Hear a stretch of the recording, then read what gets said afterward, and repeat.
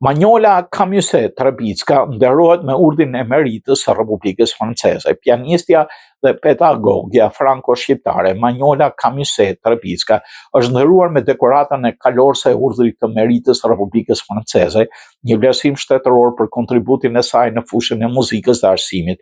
E formuar në muzikë klasike dhe aktive prej vitesh në Francë, interpretuese dhe pedagoge, Kamyse-Trebicka ka ndërtuar një karrierë qëndrueshme në skenën artistike franceze. Ajo është vlerësuar më herët dhe me çmime të tjera profesionale për punën e saj pedagogjike dhe interpretative.